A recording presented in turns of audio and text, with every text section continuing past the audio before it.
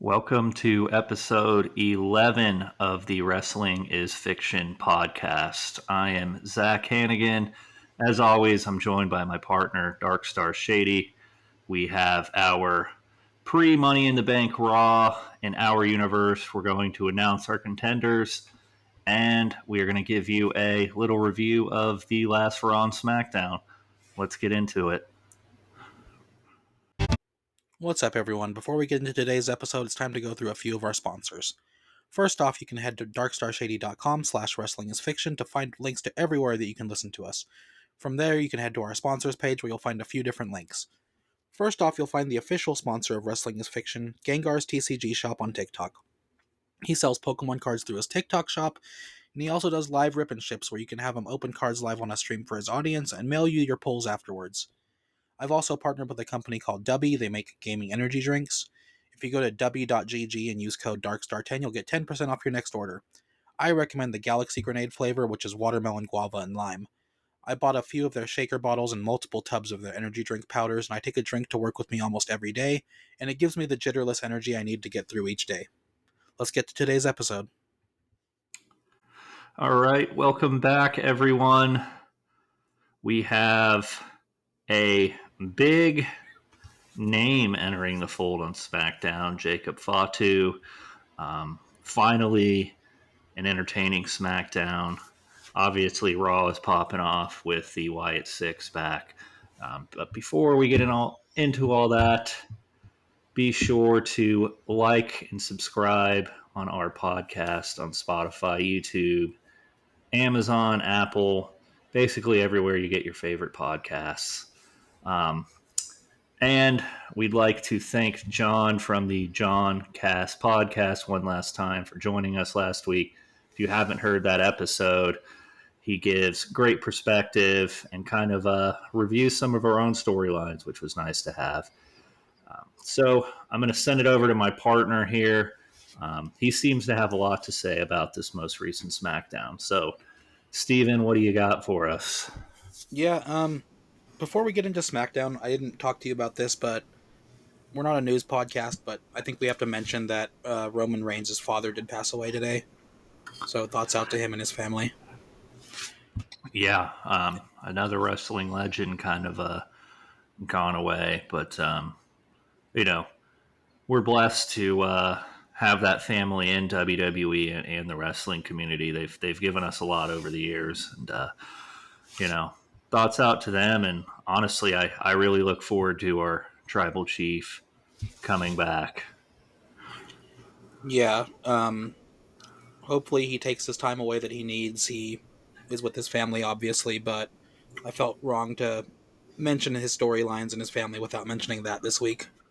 Yeah, and Paul Heyman desperately needs rescuing. Yeah, so hopefully he does come back soon and takes Paul away, since CM Punk didn't this week. Yeah, well, CM Punk got murdered like Chad Gable, apparently. Yeah, so let's just get right into it then. So SmackDown started off with what? CM Punk coming out to his hometown, Chicago, talking a big game. You put me in the hospital, I'll put you in the morgue. And then Drew McIntyre said, I'll beat you to it, bud. Yeah, I don't believe anyone thought he was quitting. He was setting up CM Punk and trying to beat him at his own game. I don't know how CM Punk didn't see that coming, but no, it was nice that Drew finally struck a blow in that rivalry. Yeah, and I did like SmackDown did something that Raw's been doing. They had this storyline weaved throughout the episode. It started off with just CM Punk and Drew McIntyre, or just CM Punk, and brought in the Bloodline, which had one of the best moments in WWE recently, where CM Punk said, "What's your favorite, Paul?" And he just says, "Take me with you." just so sad, and just please take me with you. I don't know why Paul even said anything after the Bloodline was out there. I don't know. He seems to be wise enough to make something up, but he's desperate. Yeah. I wonder if he knew Jacon Fatu was coming. He was like, I desperately need saving now. Yeah, he already thought that this new Bloodline was full of criminals, and here comes Jacon Fatu to Yeah. interrupt things. But Did, they started off with CM Punk and Cody. It weaved into CM Punk getting attacked later in the night, and Cody again with the bloodline at the end. So I just like the cohesiveness of this.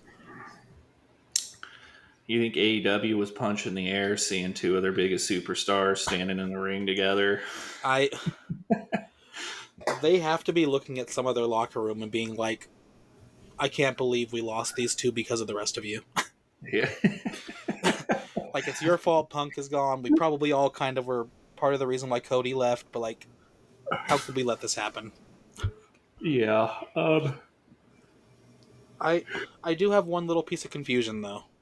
Okay. After going to Scotland, screwing over Drew McIntyre in front of his hometown, how is CM Punk still the face in this feud? I was going to talk to you about this because it bothers the hell out of me. Like, I get it's in Chicago, but yeah, I don't know. And it's like, I don't know what Drew has done that's that bad. Like, he can be a good heel, but most of what he's saying is true. Like, CM Punk has screwed him out of the title twice. So it seems to me that there is no good guy in this rivalry, which is pretty fun. Yeah, but then CM Punk coming out as the favorite, the hero somehow, and being paired up Yeah. with Cody Rhodes, the ultimate babyface of the company right now. It's a interesting dynamic. Yeah, I don't get that. I think it's more of Cody continuing his story with the bloodline than it was saving CM Punk. Yeah. Um, Yeah, and like I said last week, I was hoping not necessarily for Solo and the bloodline that we have now to be a part of Cody's story, but I was hoping that it would cause Cody to be more of that main event level, main event part of the show, which he ended up getting. yeah, and regardless of whether he wins, at least he's there. That's kind of the conundrum of being a face champion is that you're going to get beat down a lot until you get those PLE matches and finally come out victorious. Yeah. And this is obviously jumping ahead, but because this storyline is through the whole episode, the show ended with Solo versus Cody, I think technically was the match. Yeah, for 2 or 3 minutes or whatever it Yeah. was. So then obviously the bloodline gets involved, Tama Tonga Tongaloa, which led to Kevin Owens coming out on one leg and Randy Orton running out to help. And it looked like it was just going to be your standard typical 6-man showdown before we had that big guest appearance. Yeah, and not to toot my own horn here, but I'm a little tired of the bloodline always coming out on top somehow at the end. It would be nice to see, like we had in Wrestling is Fiction, the Final Testament get some things over on them. I get the Jacon Fatu. You want a big intro, and I guess they did let Solo get beat down a little bit, but it always seems to end with the ones up in the sky and going off air. And another note, I think, that you probably noticed is the Tongans didn't seem too comfortable with Jacon Fatu there. I mean, they looked at each other when they were throwing up the ones like, are we really doing this? Yeah, I think I said this to you in a text message or on the phone the other night. I was really surprised that Jacob debuted with this bloodline rather than against them. Well, I don't think it's. I think they're leaving crumb trails where he didn't technically hug Solo back. Yeah. This seems to me that this could be the agent that Roman has sent.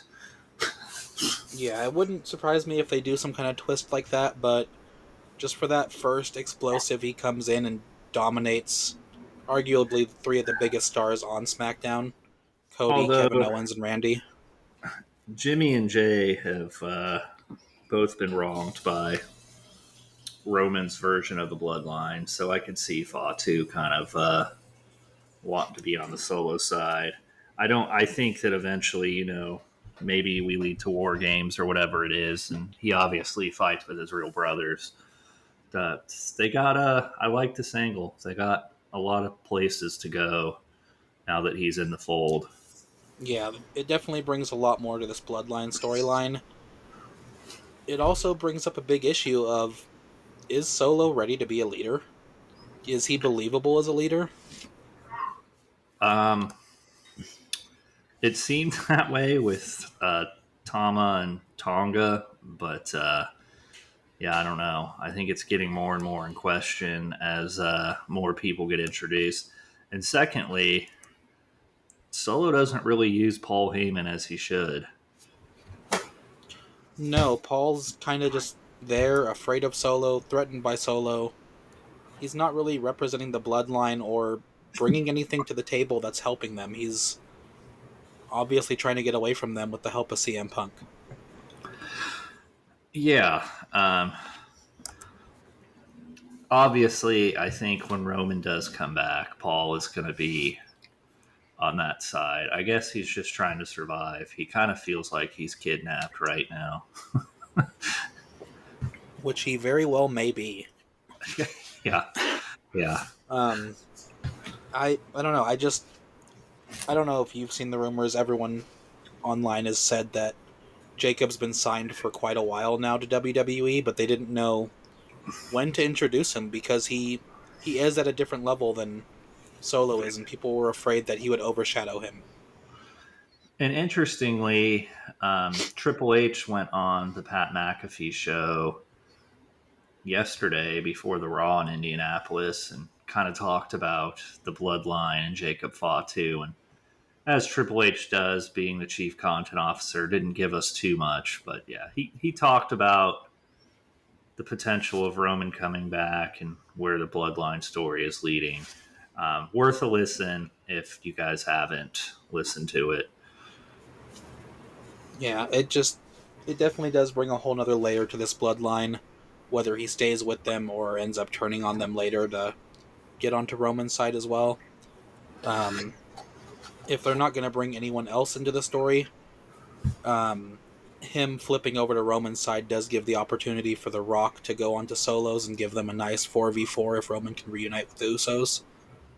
So with the bloodline too, Solos, Tamatonga, and Tongaloa. Tamatonga doesn't seem to win a lot of matches.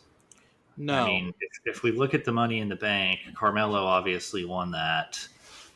So Jacob Fatu coming in seems to be needed for them. Yeah. They brought in Tonga, Tongaloa, and they're supposed to be fierce, supposed to be dominant, and more of their matches seem to not actually finish. If they actually do finish, they're not winning them. So Exactly. yeah, they They're feared definitely till they actually have to wrestle. Like they're yeah feared to attack you at some point, but not. yeah, and that's kind of one of the things that's been bothering me is almost every week you have this same exact group of people fighting and battling and brawling, and you never get any clear decisions. But like you said earlier, the bloodline's always somehow at the top. Well, it just reminds me a lot of the road to WrestleMania leading up to Cody Rhodes finishing the story. It's what happened a lot on SmackDown. For a while there, it was always KO and Sami Zayn, and then it was Cody and Seth and those guys losing to The Rock somehow. So it's kind of been this more of the same for the bloodline, but I don't like that you can lose arguably one of the greatest tag teams in WWE right now with Jay and Jimmy, or former tag team, and Roman Reigns, considered by some maybe already one of the best ever. You lose those three and somehow you don't miss a step. That's what I don't like about the storyline. I know they want to make the bloodline look strong, but there should have been some growing pains, not right away back to standing over Yeah, champions and ending shows. yeah, and like regardless of Roman and Jimmy being either hurt or taking time away, and Jay being on another show, imagine a world where the bloodline just actually split. Roman was still on TV, Jimmy was still on TV. There would be no way that Solo and Tongaloa would be dominant still. They're basically just trying to continue the story as if we didn't notice the characters changed.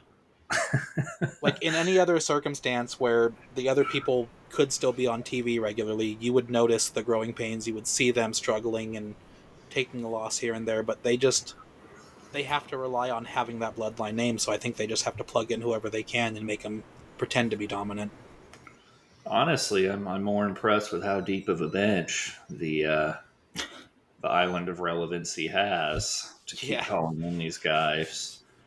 Yeah, I think my favorite thing I've seen this weekend was, I think I told you, there was a screenshot of Jacon Fatu's Wikipedia page going around saying, "This man is 32 with 7 kids. This story isn't ending for centuries. No, we're gonna see it again. Like, this bloodline is never going to end. They're going to be going on for so long because this family won't stop."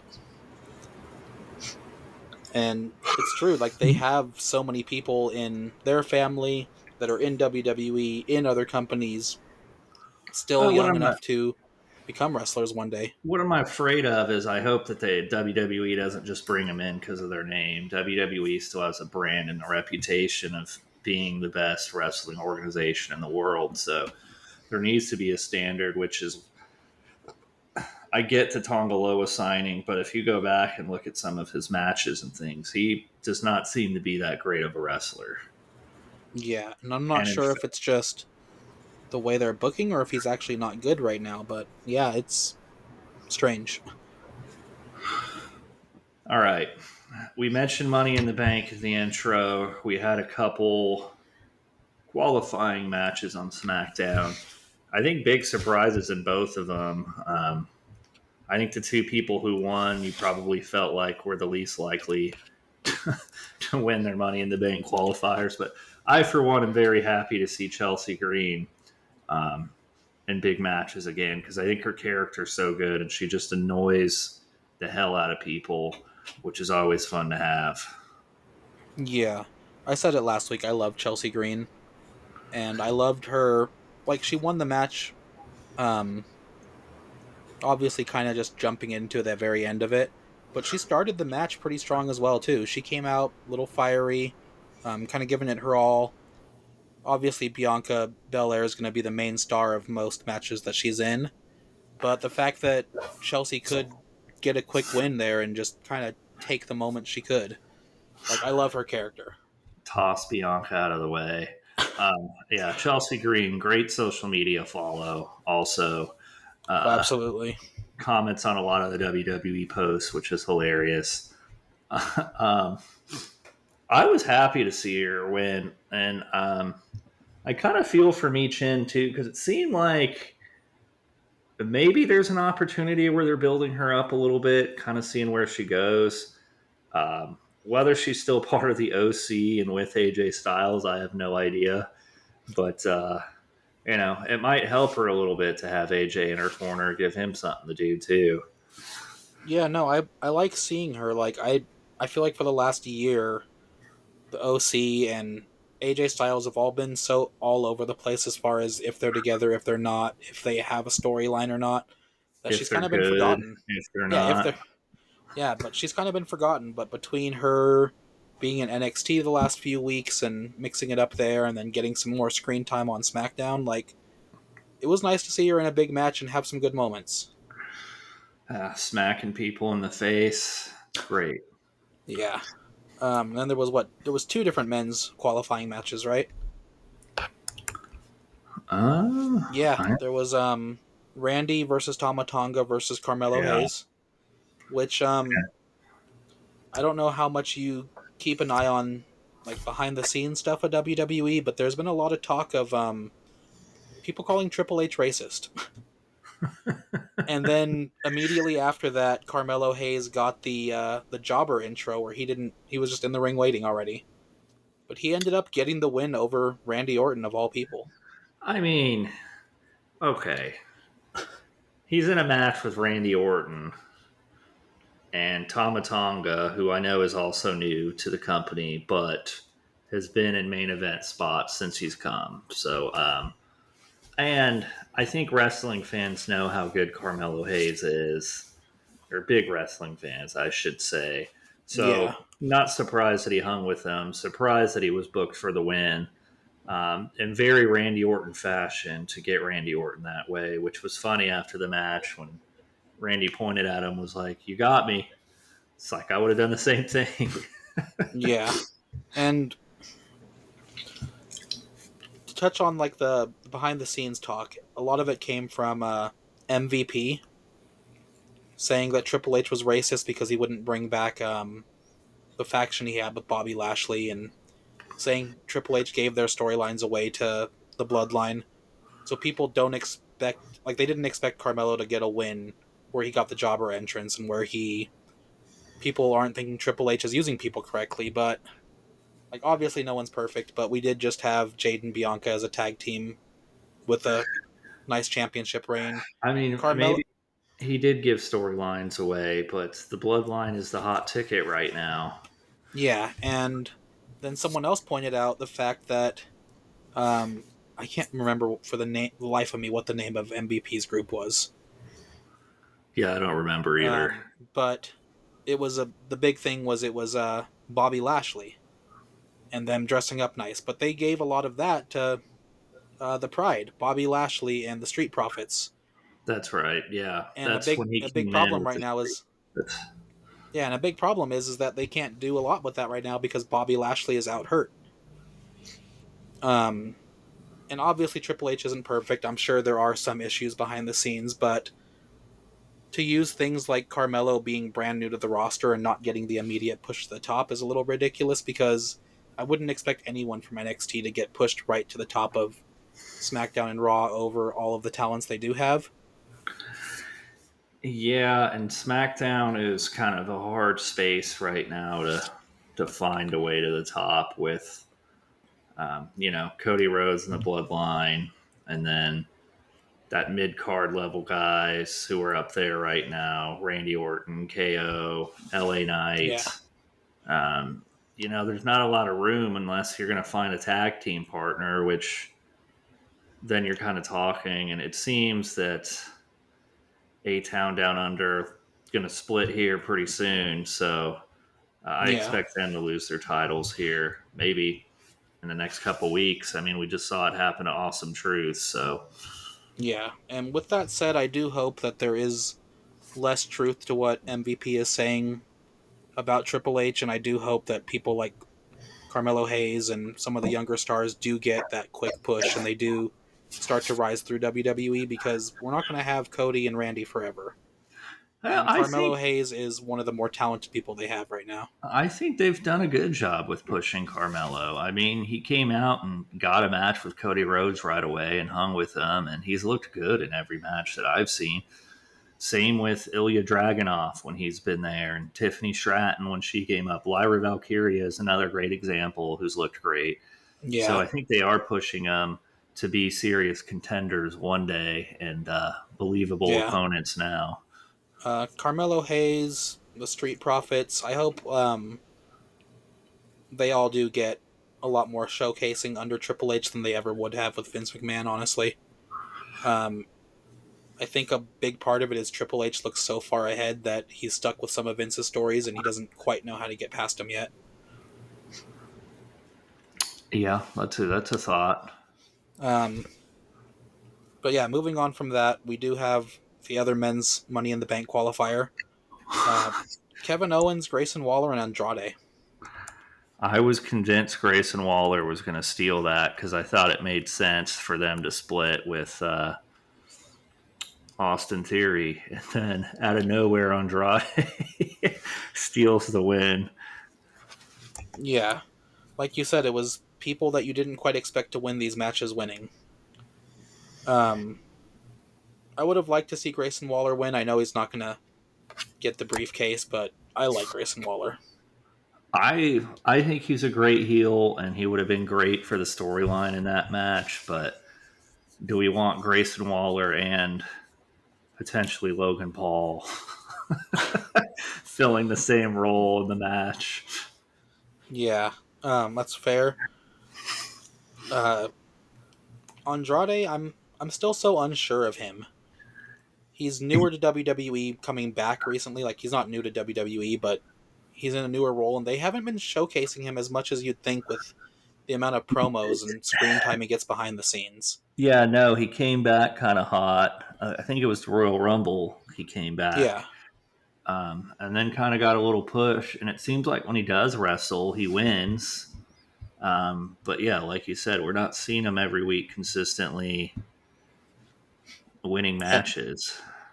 and they give him such big, like, promo spots and, like, build-ups just for him to come back and not really do much, honestly.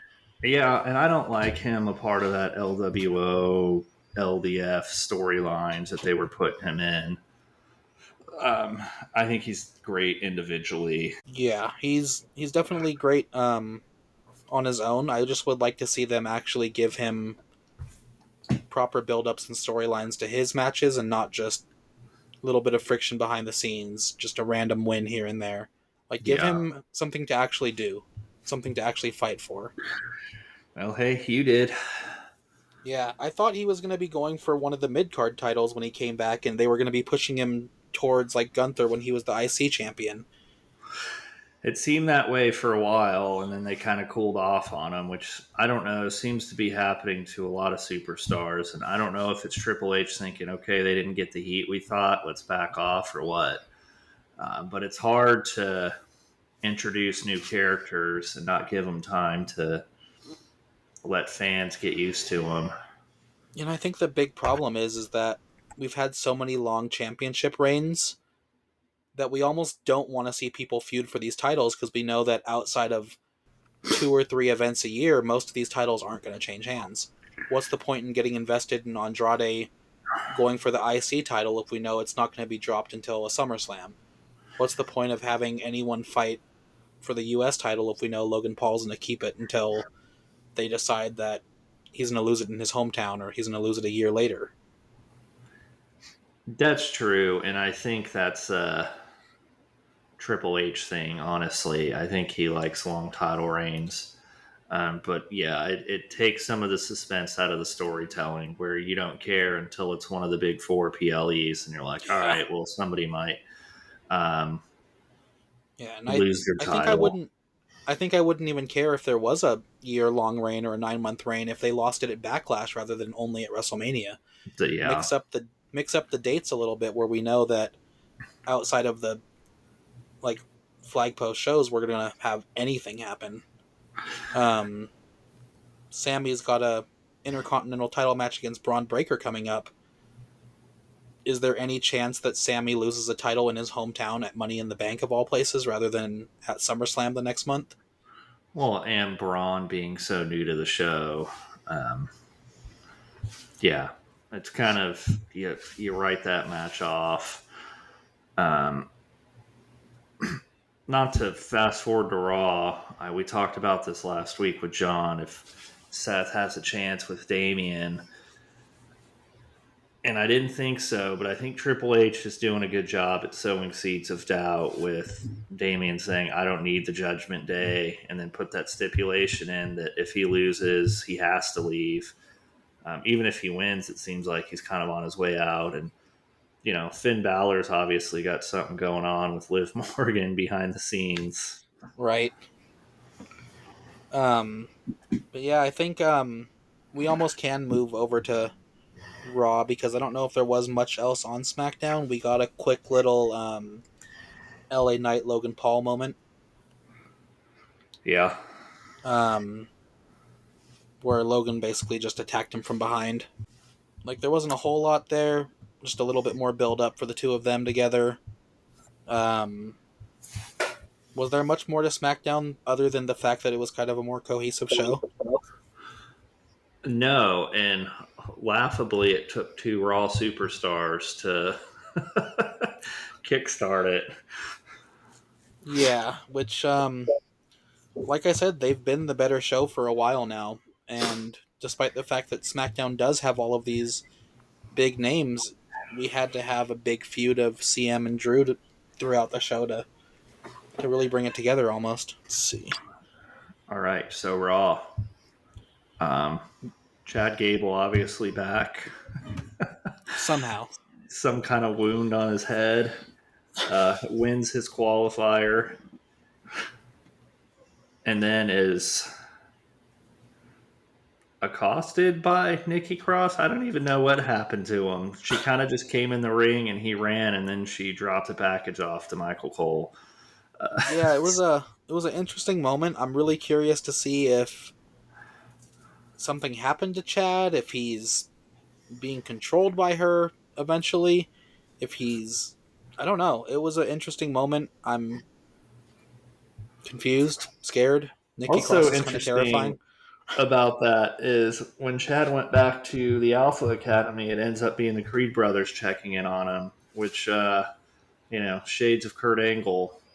I hope that is a faction that kind of forms because I think it would be excellent wrestling with Chad Gable playing the role on the mic because. I mean, I don't know if the Creed brothers are good at it or not. I haven't heard from them a bunch. They've kind of not been around. Right before Chad Gable came out for that triple threat match, I've said before I watched this on a live stream, someone commented and they were like, what if he comes out with a shaved head? Like, what if he's just like losing it back there and he just shaved his head and he comes out with a shaved head for his match? Oh man, would have been great. But no, he somehow had a very quick recovery from whatever happened to him. And I guess that does give us the answer that it wasn't a dream sequence. They did reference the attack last week, even if Chad seems to be the only person they've really referenced being attacked. Um, which makes me wonder if they are going to continue on with this with something either happening to Chad in that Money in the Bank match or how they'll reappear to. My money, no pun intended. I feel like something's going to happen to Seth Rollins, just with his history with Bray Wyatt and the Fiend.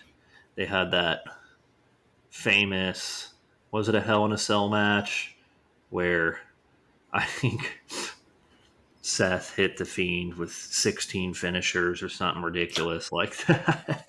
I And think it was a Hell chairs in a and Cell. such. Uh, and the Fiend kept getting up. So, um, and I don't know if this photo is real or not, but I saw it floating around social media that during Seth's promo, what looked like to be a member of the Wyatt Six somewhere in the stands, sort of viewing it. Um, So yeah, I think there is a list of targets for the Wyatt Six, and I definitely think Seth Rollins is on it and potentially costing him the match at Money in the Bank. Yeah, I could see something like that. And I just have to say again, I'm so surprised Seth is back still. Yeah. Like, it doesn't feel real that he's got a title match next week. And already just creating chaos within the Judgment Day again. Yeah. Before we get into the completely overarching Judgment Day, I kind of want to go through the other matches first. We had Kofi Kingston and Karrion Kross for one of them. Karrion Kross got a win.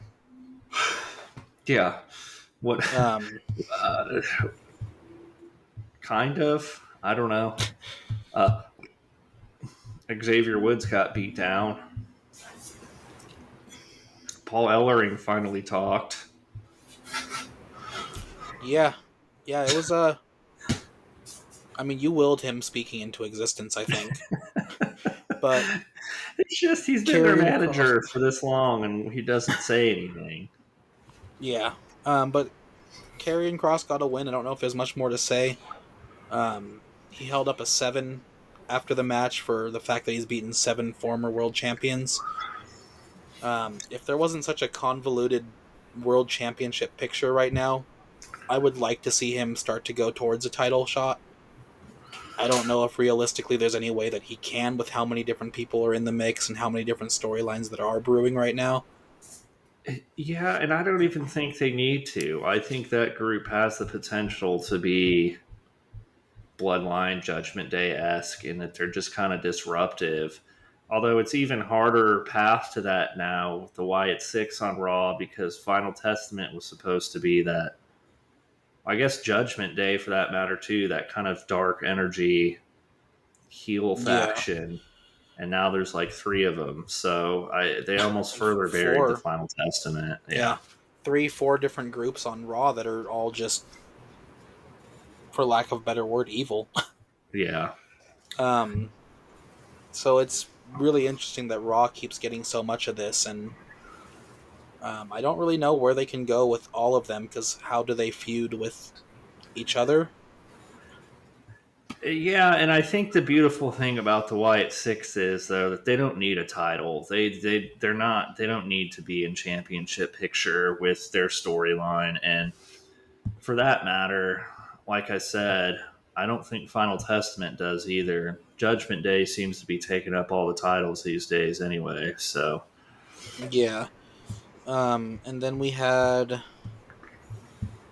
a just random tag team, Alba and Isla versus Caden and Katana, non-title. was it Um, non-title? it was a non-title match, yeah. Oh, I didn't know that. I thought it was for the Which, title. yeah, I thought it was too when they announced it, Why? but not once did they say it was for the championship. Um, Alba and Isla definitely just got to go out there and show that they are a good tag team before being attacked. Um, yeah, and we had the odd moment on commentary with no Pat McAfee and the Miz. Uh, Going back to what you said, how is CM Punk still the face? Excuse me. I'm glad Miz said it on air. He was like, "Well, what Drew did was justified, don't you think?" Yeah, um, yeah, and you know why? I don't know why Pat McAfee wasn't there in his hometown. There were shades of the Wyatt Six interrupting his podcast on ESPN, which was funny. So I thought they were going to go with Pat McAfee was murdered by the Wyatt Six, yeah. which is why he's not here. From what I read today, actually, was they had to write him out storyline because he had an actual family emergency. I didn't see Uh, what it was, but the Miz yeah, filled in because for I as was long going as to he could. say, no way he misses his hometown show. And even that morning on his podcast, they talked about him being there. Yeah, and if they were talking about it recently before the show, it just shows that the Miz filled in very well. If it was such a last minute thing, what Well, can't? I thought it was awesome how good Michael Cole is. Just his voice alone calling wrestling. I don't want to compare the two, but like it reminded me of Vince Scully with the Dodger games. Just that iconic voice where it's calming, Yeah. calling the action really well. And I thought Cole did a great job. Oh And yeah. not that he needs more flowers, but I think it just proves how good he is at commentary. Yeah. I'm looking it up right now, and it looks like Pat McAfee's father-in-law passed away after his show yesterday. Oh no. So it was a very last minute. He had to take off. The Miz filled in as long as he could before Judgment Day and Liv Morgan happened to the Miz. Okay, speaking of that match, what are we going to do with Truth and Miz now? I I don't know. Like, you can have Truth spots backstage, and obviously he doesn't need to be in the ring too much. But The Miz seems to still have a lot left, and at this point in his career, it's like he's either going for titles or what is he doing? Yeah, the Miz is such an underrated superstar. I think we both think this. He obviously is he a multi-time Grand Slam champion? I believe so. His resume is insane if you go and look at it. Yeah, some of his people think some of his championships were more transitional for the like WWE title picture, but his mid card runs have been great. His tag team with Truth was good to the point where this was their first title reign, but the first time around they were basically terrorizing the entire WWE, Yeah. and it took a super team of The Rock and John Cena to beat them, which is Well, not something you hear every day. and how good he is at switching from face to heel. Yeah. Anyway, And apparently from commentator to wrestler to Truth, what are you getting us into this week? Yeah, I'm not surprised he's good at commentary. He seems like one of those guys, and But he's been yeah, on TV his whole career. So now that you say it, I don't know where they go with them. I don't know if they keep them together. I don't know if they let both of them try for some kind of solo run, because I know people like seeing R-Truth on TV, but I don't know what he can go for right now. I don't know what The Miz can go for right now. no, Is that a cat screaming? that is a cat screaming. And then before we get into all the Judgment Day throughout the entire show, we had um, Braun Breaker versus Ludwig Kaiser. The Sheamus bro kick when Ludwig was running around the ring was awesome. It was such great impact. It was just sudden, but you knew that spear was coming as soon as Sheamus lifted him. Oh yeah, It's like oh yeah, absolutely. I think And I thought, Ludwig had a good showing, and everyone was like, "Braun is this intense guy." It's like Ludwig is dirty. I mean, he'll do what he needs to win, and very Gunther esque in the ring. The way he kind of just cut down Braun throughout the match. yeah, I'm a big fan of his. I think he has a lot of potential. Um, he's definitely a great performer, great wrestler, and he has such a cocky attitude that you like disliking him.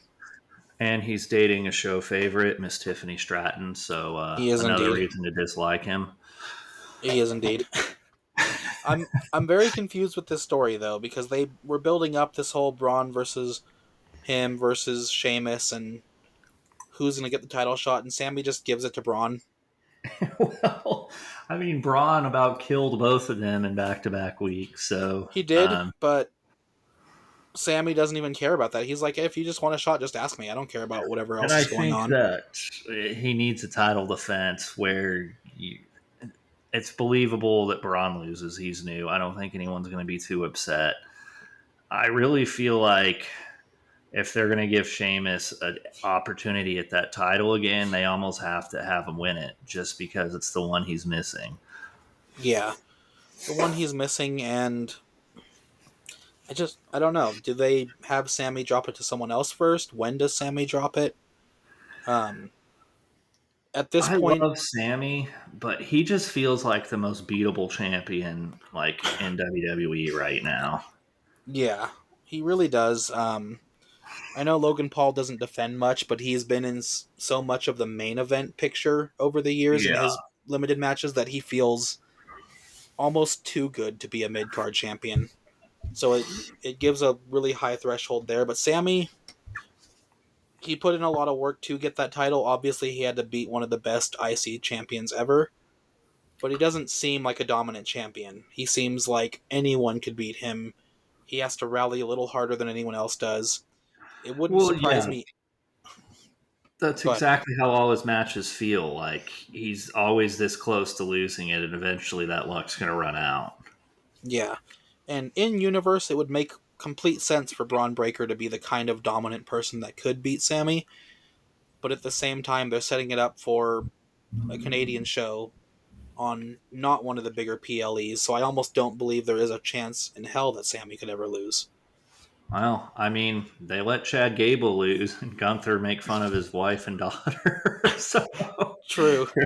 they're not afraid to let people lose in their hometowns. But But yeah, at I don't see Sammy losing. at this point, it almost makes me wonder if the Ludwig Kaiser Sheamus almost spills over and costs Braun that championship because they don't want to see him jumping the line kind of thing.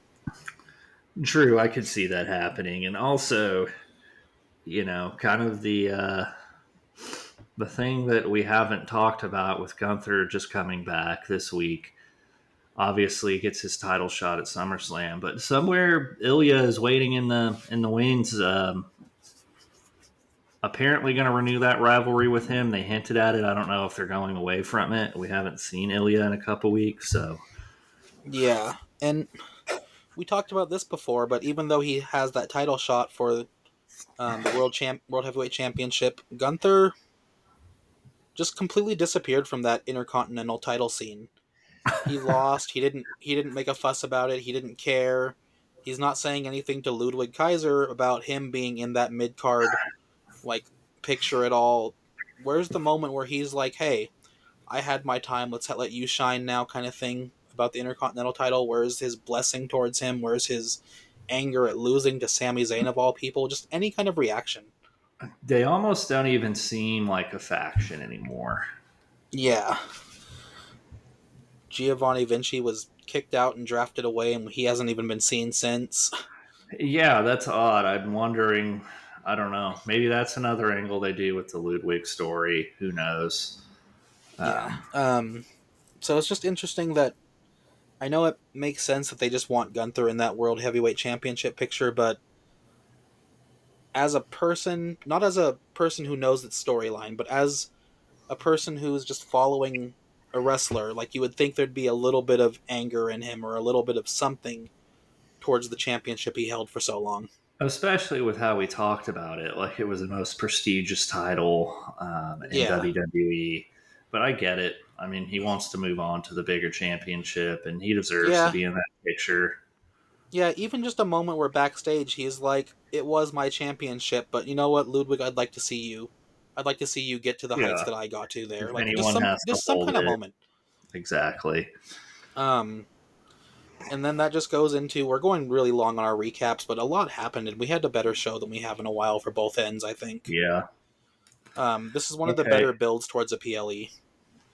I mentioned this to you. Now that we're going to go into Judgment Day, I had stuff to say about Dom. Yeah. WWE fans, can we please stop with the booing every time he wants to talk? Oh my god. It's old. He's not that big of a heel anymore. He's like, I know he's Dirty Dom, but he hasn't done that scumbag stuff. And this rivalry, this thing with Liv is so good. Can you all just shut the fuck up so we can see how this story plays out? Yeah, and there was a lot of talk earlier in his run that those boos were piped in. No, I've seen him live multiple times. People fucking hate him. Yeah, Like, people were booing him louder than The Rock when The Rock was talking shit on Salt Lake City, Utah, and I I was in know. the crowd there. And I've, Dominic I've can't say two words. I've seen him live twice now too, and same thing. It's not fake. It's happening, and it needs to stop happening. Um, Like, I get it though too, because looking at him and he's got Rhea Ripley waiting on the sidelines for him. He's got Liv Morgan chasing after him. I want to boo that too. I get it. yeah, but like, you're holding up. Like, I want to see where this is going. Okay, can we Yeah. stop with it, please? And then another thing with the Judgment Day on the mics in this last show, when Damien opened up and started talking, and Seth came out. I don't know if you noticed, Seth had Damien like breaking character as Seth was talking. Like, Damien couldn't help but laugh at some of the stuff he said, and I'm like, Damien, you're not you're letting Seth break your character, which is probably Yeah. exactly what we wanted. Yeah. I don't know that that bothers me as much after having watched Sammy break every single member of the Bloodline. Yeah. But the booing of Dominic and just on the topic of the crowd, just the constant what chants The what? at Nobody everything. likes that. Every Yeah, comment like I've seen is like, "Can we stop this? Let's not." it's so annoying. Most wrestlers have to completely change the entire promo to fit the cadence of it. And Well, that's why I like what Drew and Liv and others started doing. They would just be like, "If you fuck your cousin, say what?" And then they'd be like, "Oh, yeah. okay, no, I don't do that." And they're just like, what? Yeah. But yeah, like the crowd is just let them talk, please. Yeah, I know. Obviously, we're all invested in the storyline. We all want to see where it goes, but we can't get there if you That's can't not hear the them. Dom storyline anymore, though. Like, yeah, Yeah, when he was a big scumbag with Cody Rhodes and stuff, like, I got it. But now it's like, okay, this thing with Liv, we want to see it play out. yeah. Um, All right, that's my piece on Judgment that's Day and Dom. that's fair. I guess we had Drew McIntyre before Judgment Day coming out to start the show, but Yeah, I mean, it's I same don't. old Drew, just very Same Drew. antagonizing. Like it was good. I don't know when this storyline will ever actually pay off. So I'm kind of just letting it play out and just waiting to see where it Exactly. goes, when it Yeah. goes. But Judgment Day, just as a whole, through the whole show, Carlito and JD backstage playing their new PS5, Dominic Mysterio with a tray of what may have been spicy nuggets, Yeah. and Damian Priest comes in, oh, new games, is this a gift from you, Dom? And he's like, you're not going to believe this, it was Liv Morgan. And then And I like, guess what seemed to be like some nude sent to Dom and Carlito. Oh, that's cool. just Yeah. new meme of Carlito's face just getting up close to them, just like, what is that? Oh. And I like And how then, Damien has just accepted that he's in the locker room now. Like, he doesn't even tell yeah, him to get out anymore. He's just like, oh, yeah. whatever. But the fact that Dom is like trying so hard to not be into Liv and not let her get into this, but he's eating the tray of nuggets. He's letting them play the PS5. Like, he's Okay. wearing down a little bit. I saw that tray of nuggets, and I was like, who's going to say no to that?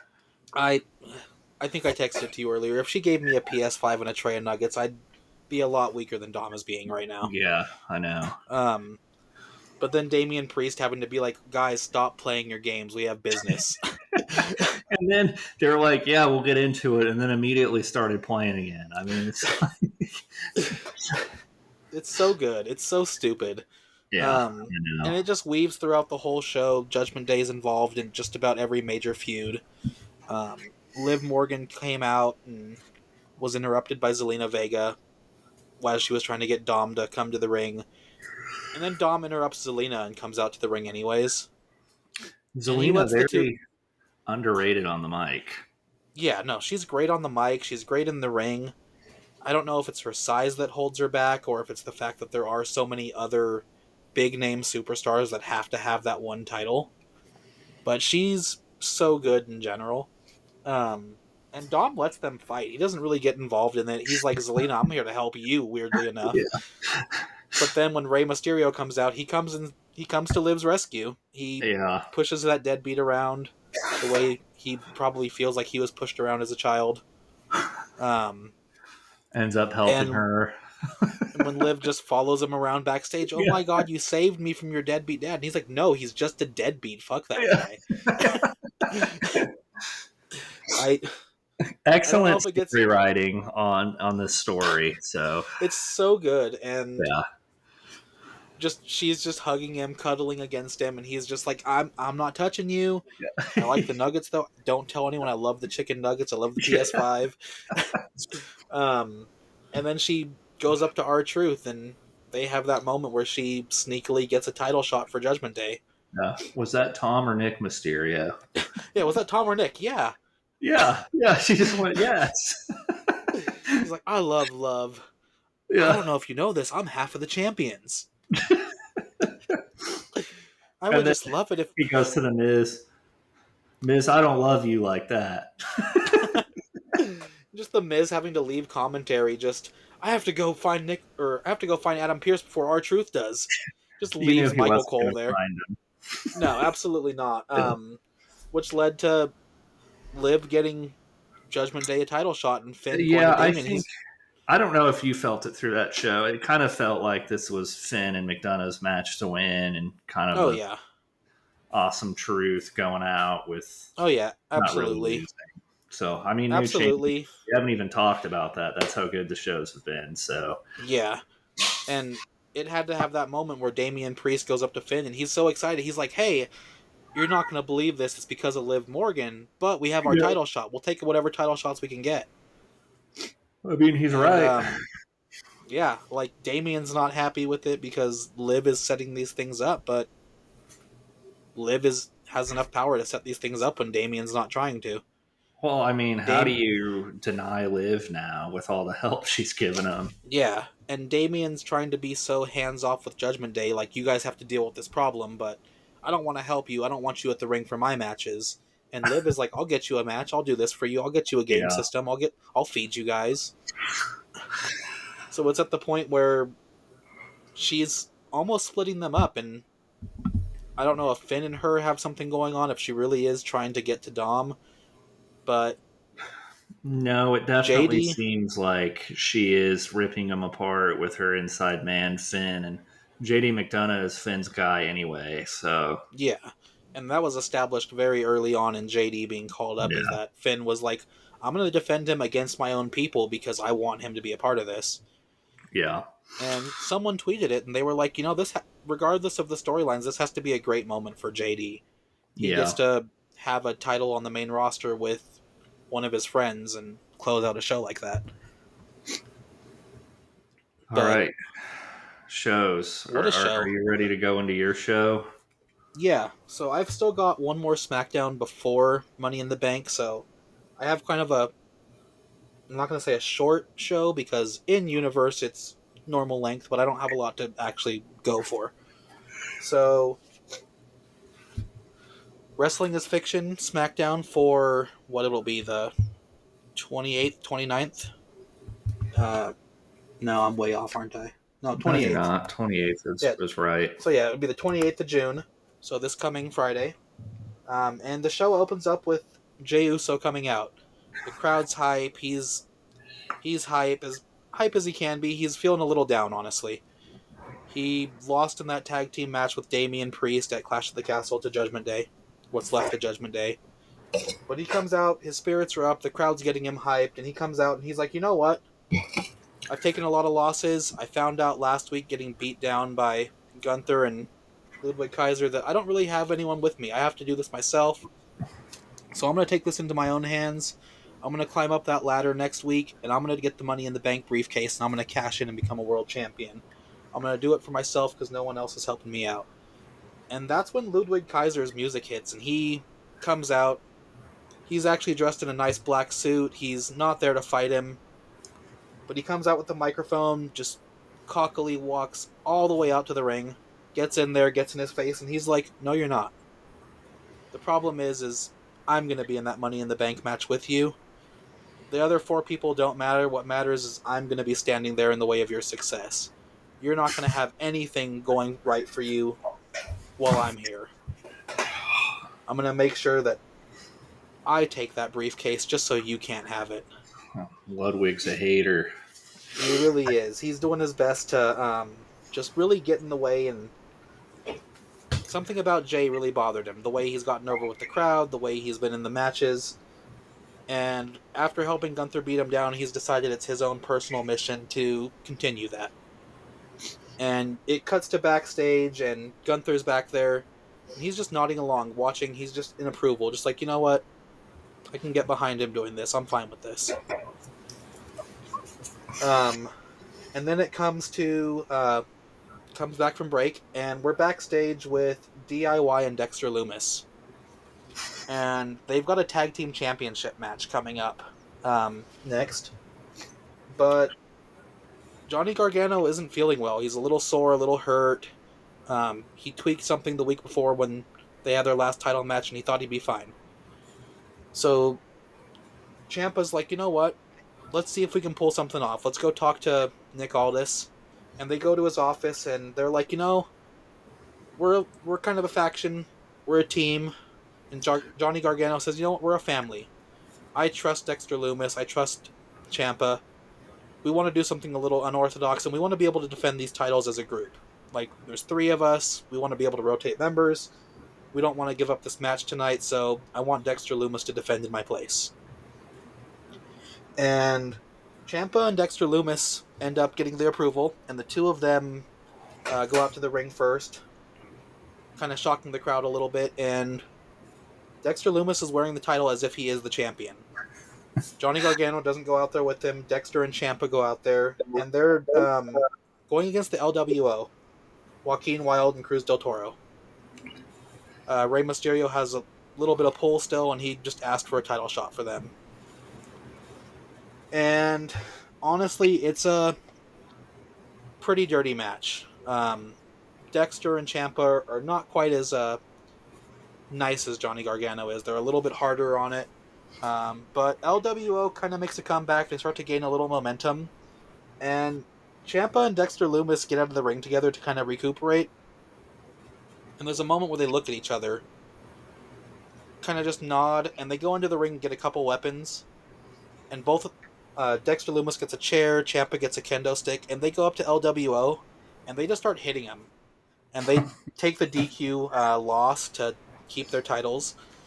And Johnny Gargano's backstage, just like, what happened? What's going on? They didn't need to do this. But the two of them are fine with it. They keep hitting him a little bit after the bell rings. They snatch their titles away from the ref, push him away, get in the ring, and the two of them hold their titles up above their heads. Good to have Dexter Lumis back and a champion, apparently. Yeah, he's a little unsettling for everyone because he doesn't talk. He's still not talking. He's still not saying anything. He just looks so void behind his eyes as he's staring down everyone in the ring. And there was just no emotion as he was hitting people. Ciampa had this angry look, like just determination, but Dexter was just... he looked dead inside. But he gets to hold the title for the night. And then this comes back to the number one contenders match that was announced the week before for the U.S. title that Logan Paul wanted in Money in the Bank match, and he's getting a championship match instead. And it's going to be JD McDonough, Giovanni Vinci, Rey Mysterio, and Dijak. And there's already a little bit of bad blood between Dijak and Rey Mysterio. And it's chaos, as you can imagine. 4 people in the ring, no DQ. Dijak and Rey just start pummeling each other. Rey's got obviously a disadvantage there, but he's able to slide underneath some hits and kind of swing at him. So that leaves Giovanni Vinci and JD facing off together. And it's a little bit weird because Vinci's a little out of his element. He's taken some losses against Ludwig Kaiser. He's not really sure where to go with this. So they're struggling a little bit, and Rey and Dijak basically just take themselves out of this match. They're fighting in the crowd. They don't care about the title at all. They've been battling back and forth. Like, Dijak's been making trouble for him, for the LWO, for Andrade for a while. And they start fighting in the crowd and just basically disappear from the match. And then Giovanni Vinci and JD are just fighting in the ring. It's just like, okay, this makes it a little easier for us. Or so they think. Ludwig Kaiser, despite having been in his suit earlier in the night, does come out. And he goes to attack Vinci. He's out of the group, but he just has a little bit of a mean streak in him, and he's not liking this guy. So he goes to clothesline Vinci, but he ducks underneath it, and he hits JD. And Vinci kind of tosses Kaiser out of the ring and attacks JD again, and actually gets the 3 count, and Giovanni Vinci is getting the title match against Logan Paul at Money in the Bank. What a comeback for Vinci. Yeah, it's little surprising for him. He wasn't expecting to be in the title card, but Nick Aldis just kind of said, hey, who wants to be in the match? And he drew one of the straws for it. And then we've got a promo where Finn comes out. Finn Balor comes out. He comes out to celebrate with JD at first. And he comes out, holds up his hand, and then sends JD on his way. And Finn's in the ring with the microphone, and he's like, you know what? Damian Priest, I want to match with you again. We've been doing this for a while. I'm getting sick and tired of everyone else being involved, whether it's Judgment Day, whether it's Jey Uso, whether it's anything in the world. I want you and I to finish this. I want a real title shot. I want a real match with you. I've earned it. We beat you last week in the tag team. I've been dominating you and whoever you try to bring against me. And Damian Priest comes out, and he's like, alright, you want to do this? Let's do this. You don't want any interference? Fine. Me, you, Hell in a Cell, Money in the Bank. And him and Finn stare off at each other. No fighting or anything. They just stare off at each other as it hits that break again. And that's the first half of SmackDown. So just an hour has gone by. Good Money in the Bank card already starting. Yeah. So that was like the first hour, 15 minutes of SmackDown.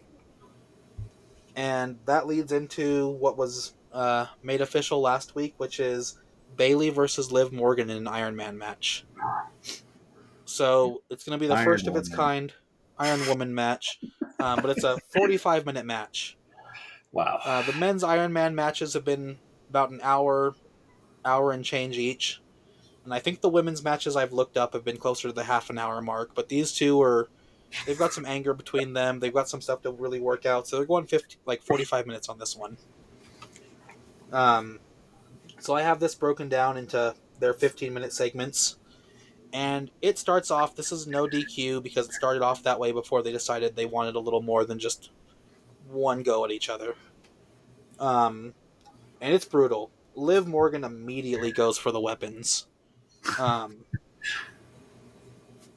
She immediately goes for the weapons. In the first 15 minutes of the match, she's beaten Bayley down enough to get 2 pinfalls. She's got a baseball bat and a chair in the ring. She's using whatever she can to just beat Bayley down and get 2 quick pinfalls. So as the first 15 minutes end, Liv Morgan's up 2 pinfalls to 0.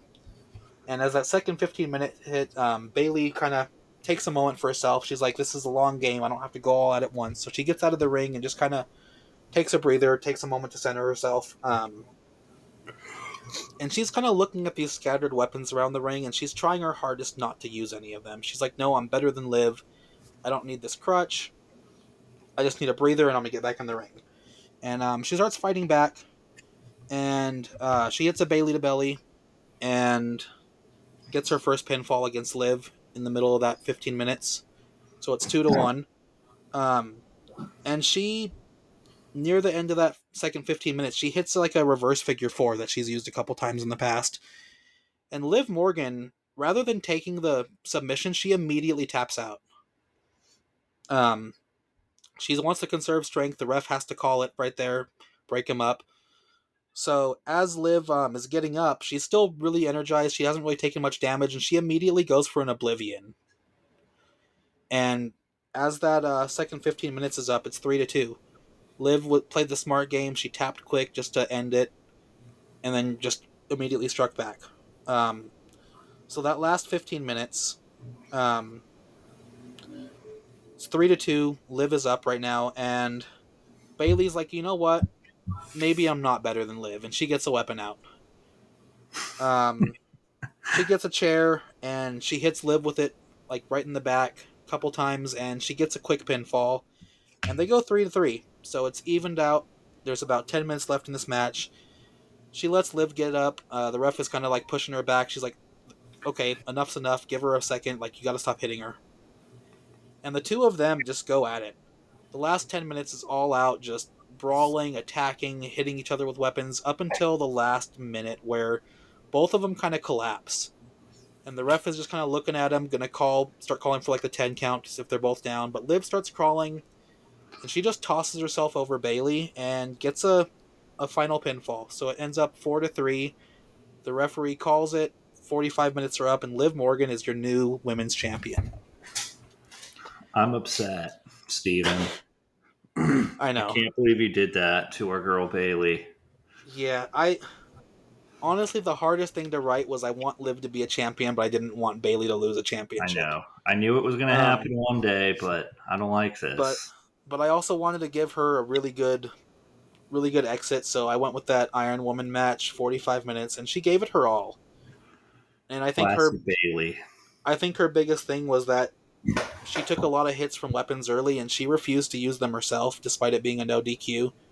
She wanted to prove herself, and it took her a long time to start fighting back, really. But by then, Liv just had a little bit left that Bayley didn't. All right. And well, now I feel like my show won't do it justice. But, here we go.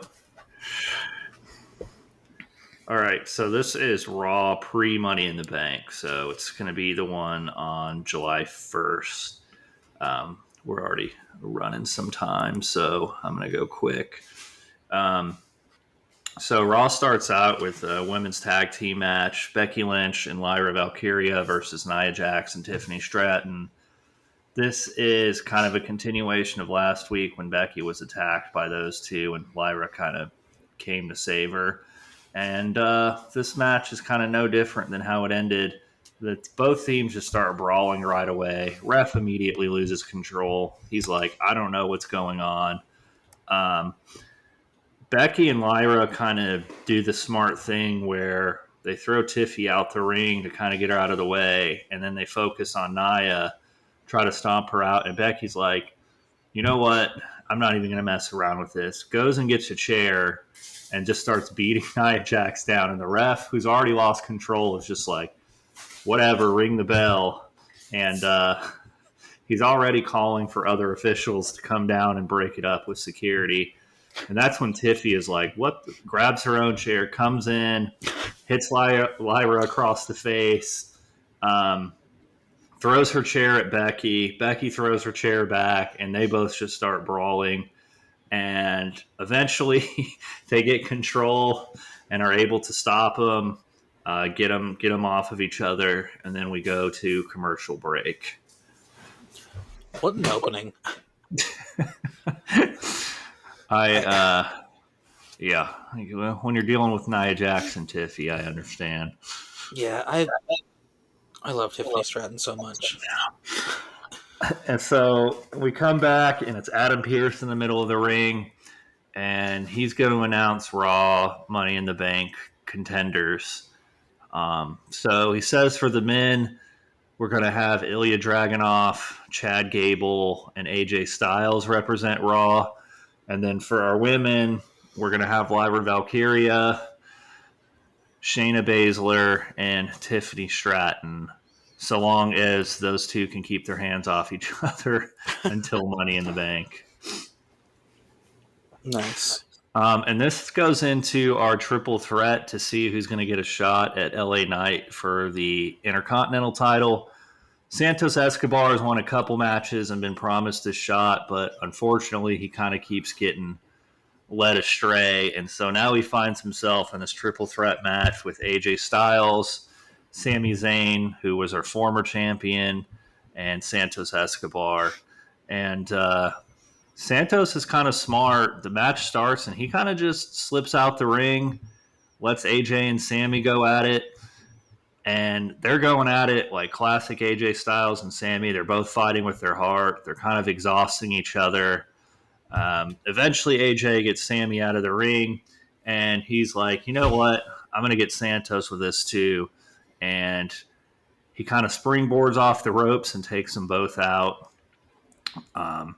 Throws Sami back in the ring, tries to go for the cover. Sami kicks out, and this is when Escobar has his goons come down from the LDF with kendo sticks, and they both just slide in the ring and start hitting the shit out of AJ and Sami. And there's no DQs because it's triple threat. Santos lets this happen. He hits his finisher on Sami and gets the cover. 1, 2, 3. And finally, it seems that Santos has a clear shot at the IC title. You know, at this point, he deserves that shot because he's been promised so many times. Yeah, that was kind of his thing. He was just like, you know what, I'm not going to deal with this. I'm going to cheat if I have to. I don't know if Adam Pearce just really hates Santos, but good for him for persevering and doing what he has to do to get that title. All right, we come back from break, and the KO show is set up in the middle of the ring. And Kevin Owens has Sheamus with him. They've kind of been tag teaming with Ilya lately. Seem to be forming some kind of bond, maybe a faction with each other. And, you know, KO's been dealing with the bloodline, so a little extra muscle never hurts. And his guest is actually Paul Heyman. And Paul Heyman comes out, typical fashion. He gets on the mic, introduces himself to the crowd. And KO says, Paul, so when is the bloodline going to leave Raw and leave us all alone? And Paul is just like, Kevin, you know that's not up to me. It's like, if I were you, I would leave it alone. You seem to have new friends now. Leave the bloodline alone. And Kevin goes, yeah, I'm not going to do that. In fact, Sheamus is here to help me take them down. And Paul's just kind of shaking his head because he kind of knows what's happening. And the bloodline comes out of the stands, weapons in hand. They get in the ring, and they just start beating down KO and Sheamus. They throw Sheamus out of the ring. he gets put through the announcer's table. They put KO's like leg kind of in between a chair, and they start stomping that out. So KO's leg is kind of taken out. They really kind of just laid these dudes out. They're upset about last week, that tag match they had, obviously, and they were trying to send a message. It seems like this KO show was a setup. And honestly, most of these little like talk shows they have seem like setups. Yeah. I do like Paul Heyman, just like, it's not up to me. I'm just here. And then we kind of come back to just a singles match. Braun Strowman working his way back. And he's actually going to go against Otis of the Alpha Academy. So, we got big meaty men slapping meat. Nice. Back and forth match. Like, Otis is obviously really strong, and he's actually able to lift Strowman and kind of slam him down. Crowd shock. They're chanting, holy shit. They, didn't expect this. Strowman's kind of shocked himself. Not too often he gets thrown in the air and put on the ground. Otis starts shaking his legs, rips off his shirt, getting ready to do the worm, his signature move, but he takes too much time, and Strowman gets up and kind of just wraps Otis up, hits his finisher, and gets the 3 count. After the match, though, he kind of helps Otis up. They shake hands, and the crowd is glad that they don't have to deal with a heel out of either of them. That's fair. We didn't mention it, but what is Braun Strowman's purpose in actual WWE right now? To chase the Judgment Day around. He had a triple threat qualifying match that Chad Gable won, and then he just showed up later just to literally run in circles again. Yeah. Is he gonna be in the title picture? Is he gonna just be a antagonist to the antagonists? Well, is he just there because he wants people to? I'll let you know in my storyline eventually. Good. Yeah, because I'm curious. This leads to a tag team championship match. Actually, the Creed brothers won a number 1 contenders match last week, and they're going against Awesome Truth. And this is actually a real back and forth match, and the Creed brothers, just like amateur wrestling background, is kind of messing R-Truth up. And The Miz, Creed brothers are kind of working better together than they were predicting. And actually, at one point, they hit the Brutus bomb, and they have R-Truth pinned, and actually long enough for a 3 count. But the New Catch Republic comes out, and they're kind of upset they don't have their title shot. And so the ref is distracted by them, and he doesn't see the cover of R-Truth where they actually would have lost the titles. And this allows Miz to come in, kind of take out Brutus, help Truth out. They hit a double team move, and Truth covers. And when the ref turns around, they get the 3 count. So narrowly escaped, should have lost their titles, but this isn't done.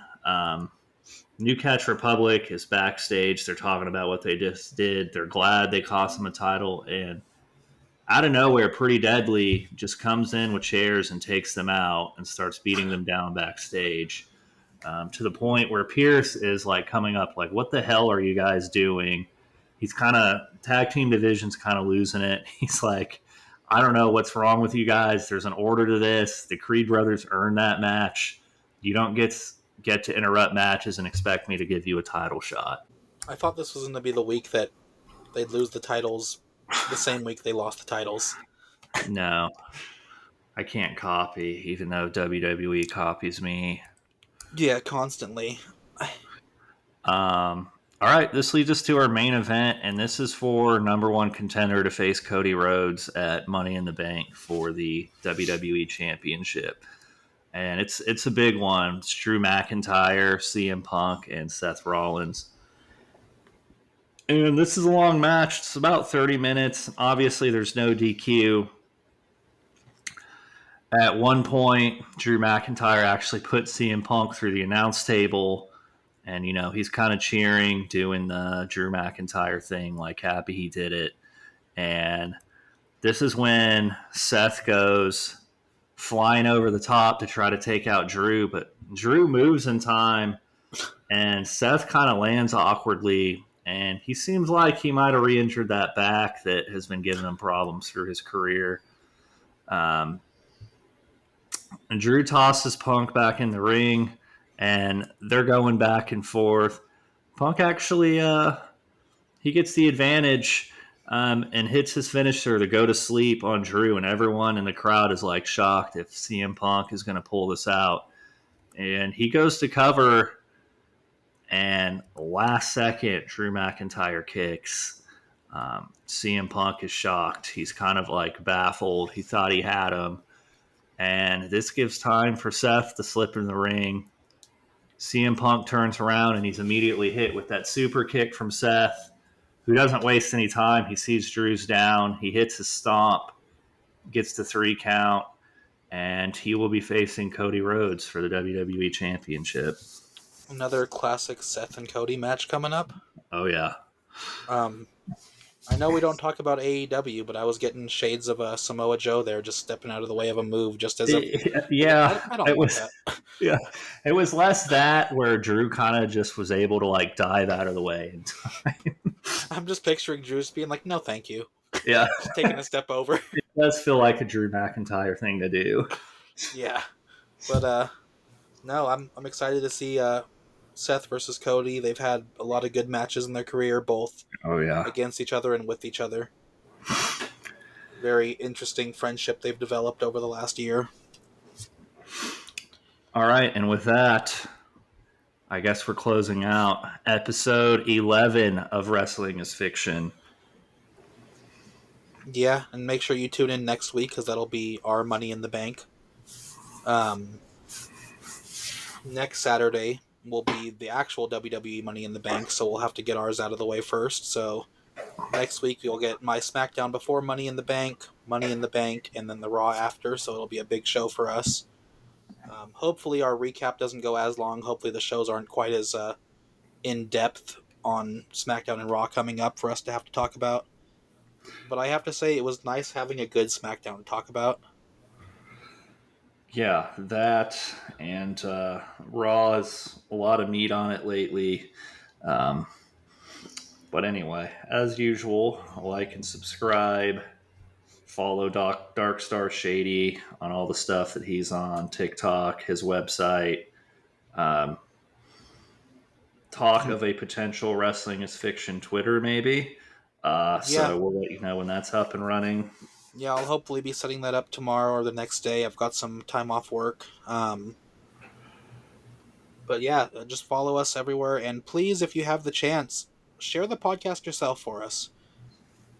Every platform has a button to share. You can share our post that we post for it, but get us out there to your friends. I'm sure if you like wrestling, you know at least one other person who likes wrestling, and give them a chance to listen to us as well. We'd like to have more people sending in feedback through the comments on Spotify and YouTube, more people voting on our polls. We had a poll up this past week for if you're excited for the Wyatt 6. We got a couple of absolutely's and one. We'll see where it goes. And I think so far they're doing a good job with that storyline. We didn't really talk too much about it, but I'm interested to see how that plays out, and you guys will get to hear us talk about it over the next few weeks as it does. So we'll see you next week.